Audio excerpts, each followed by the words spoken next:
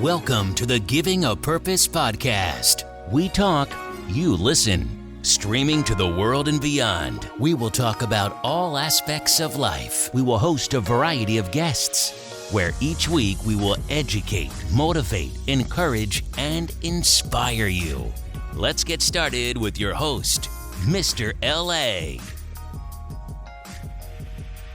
Welcome to the Giving a Purpose podcast, where we bridge the highs, the lows, the lessons learned through life's journey and filling in the gap. Welcome to another episode of the Giving a Purpose podcast with your host, Mr. L.A. Yes, you already know what it is. It is a new week. Yes, new week. So you know what that means. New blessings, new opportunities, times to work on your gift and share your gift. Man, make it happen. You don't want to miss a day this week. Work on, get better, 1% every day. That's all you can do. That's not all you can do, but that is an obtainable goal, to be 1% better than you were the day before. Just 1%. Work on those small steps. All right. Listen, I'm glad you guys are tuning in. But don't forget, we're also on YouTube for the people that are watching and they listen, that do both. Remember, man, subscribe. Click that button right there. Right there. Click that button. Yeah. Tell somebody, share. If this is good to you, man, I'm sure they're going to like it too. All right. Man, you know, I was just sitting in my car driving, man, and I was just thinking about some things and just understanding, you know, just your purpose or some of the things you've been just doing in your life. Now, I used to be, I'm going to say I'm not a part of it anymore, because my bishop is still my bishop, Bishop A.J. Wright at the Manifest Church in West Palm Beach. Still my guy, still my dude. But when I was attending there, when I lived in Florida, I was a lot of roles, but I was the pastor's assistant. I was his armor bearer. I was in charge of security. Did a whole bunch of things. And while I was there, man, I made it a point that I knew and understood that even before that time, but you know, especially in that time, when I look back and reflect over my life about things, man, I'm really good at service. And man, it's crazy just thinking about it right now. I remember when I was a part of this program when I was a teenager called the Tinley Achievement Program. And the Tinley Achievement Program is an all boys program. Basically, we went to classes in the morning and we then went to play sports in the afternoons. So it was a great thing, man. Great way to spend my summer. Great friendships from it, man. Great battles and great wars with sports, just different things like that. Great memories. But at the end of the year, there was a program and, you know, they give out awards. And one of the awards, and one of the highest awards you could win, I got. And that award was the service award. So it was one of the high, like I said, it's the highest award that they give out, but it was a service award. So as far as back I can remember, it's always been about service and helping others. And, you know, just to get back to, you know, when I was at the Manifest Church, I remember, man, I was there probably an hour before everybody got there. There was a couple of things that I did that probably most people that went to the church and probably worked beside me didn't even know. So, like I said, I got there about an hour early. One of the first things I did was I walked around the church to make sure there weren't any like things that looked like something was broken or something's broke. Just because we bought an old place called Sound Advice where they would, you know, do stereos and just stuff like that. So it was a building in like a strip, if you want to say. So just to, you know, because it used to be commercial and stuff like that, you know, I would walk the building, make sure there's no break-ins, because most people may not have known that it was converted into a church. So like I said, I would go walk the building, make sure everything was good. Then I would enter the building. I would check all the offices, make sure nobody's hiding anywhere or anything like that. Turn on all the lights, make sure the AC was set. Just making sure a lot of the things were done before anybody else got there. Usually, probably like a half an hour in, First Lady would come. She was also the church administrator at that time. And so it was a lot of things, just making sure she got her stuff and make sure she was good. Actually did the signs that was on the street, actually put up the graphics that were inside the church. It was just, a bunch of things.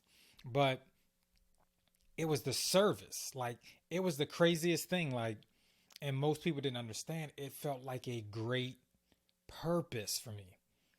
All right. It felt like a great purpose. I was doing all these things. Like I said, also, I was on uh, the, I was a part of the account ministry as well. So I did a whole bunch of things. Like I said, it was service, just giving back. And I always had to remind myself that even the times when I would get tired, I understand that God gives me grace for my assignment and that he would always give me the energy to get through it. And so with those many roles, man, like I said, I understood that service, and my whole mission and why I did that was I wanted to eliminate distractions so that when it was time for people to hear the word, none of these things would be distractions. So, it was in South Florida, so you get heavy rains, we got hurricane season, sometimes you get floods. So we got to make sure everything is straight. Make sure that if something did happen, nobody knew that those things were happening, one. And two, making sure that if there was a distraction, we handled it in a way that the pastor didn't have to worry about hearing from God and being distracted and not giving the people what he was supposed to do for his assignment. So those are the kind of things that I kind of put on my shoulders just to make sure everything was everything. So definitely, like I said, it was just a great opportunity to serve. And what I realized was, as I got older and a little wiser, is that that's something that I was good at. But then when I got into my entrepreneurial spirit, I would always look for me sometimes. But let me back up just a little bit. What I also understood that, yes, there, of course, I'm not there anymore. And then, somebody had to fulfill that role. But sometimes you have to do stuff in such an excellence that you can't be forgettable. If I could call my bishop right now, he will tell you, they tell me all the time, like, yo, we miss you. And I always tell them, yeah, I would try to, because of teaching, is like, I could come down in the summers and kind of help out. But my point with that is, I know it probably takes maybe 3 or 4 people to replace the thing I did as one person. So I worked in such an excellence and great service and great energy and great purpose that it would take more than one person to replace what I did as one person. And what I realized when I got into my entrepreneurial spirit and when I got to trying to do things for myself was I never made myself my first client, if that makes sense. I was so good at helping everybody else with service that I never started with myself with that same energy and same excellence. Because it just felt like, man, I'm doing this hard work, but nobody's helping me. And sometimes God is looking for you to help yourself. Sometimes the energy is looking for you to help yourself first. Sometimes the universe, the things that you put out that'll come back, is waiting for you to help yourself first. And what I realize is that naturally it's not for me to help myself first. And it's something that I struggle with. If you guys go back a couple of episodes where I talked about struggles, so like I struggle because sometimes the service, the type of excellence and the things that I do and that I try to put out, I look for it. And yes, of course, there's only one me. You know what I'm saying? But I'm pretty sure there are people that are good at service and good at things like that. And what I realize is that I need to have that same excellence. I can't let the distractions distract me when it comes to the stuff that I know that I was purposed to do. And if you go back a couple more episodes when I talked about perfect timing, I was so used to waiting for this perfect timing and being this good guy. And I realized that it's not just about being a good guy. Being the good guy, yes, good things are still going to come back to me, pressed down, shaken together. But as far as being in the business world, I wasn't seeing those same things. As far as me doing stuff, even at my other job, even at my 9 to 5, you don't get those things in return because it's not just good enough to be a good guy when you're not a good guy to yourself and you're not helping yourself first. We so often get into these modes where we're used to helping others that we look up and we forgot that we didn't even help ourselves. I want you to look yourself in the mirror, man. Just look yourself in the mirror and say, may I help you? How can I help you? That's how you should start your morning. After you do whatever, people meditate, people talk to God, whatever the case may be, whatever your morning routine is, I want you to start looking in the mirror and saying, may I help you? How can I help you today? How can I be intentional about helping you, this person that I'm looking in the mirror? Shout out to Mike Jackson, man in the mirror. You got to start with yourself.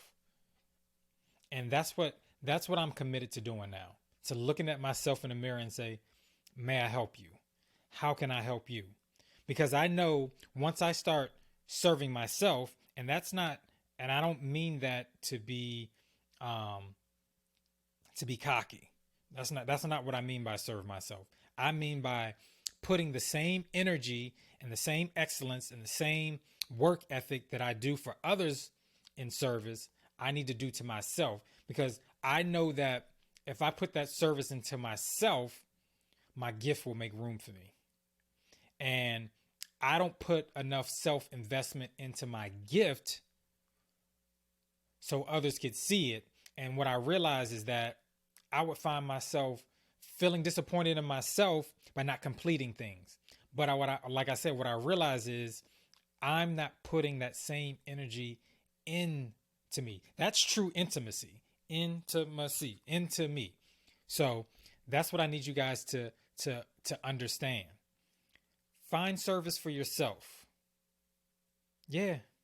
Because at the end of the day, at your job, if you leave, they'll replace you.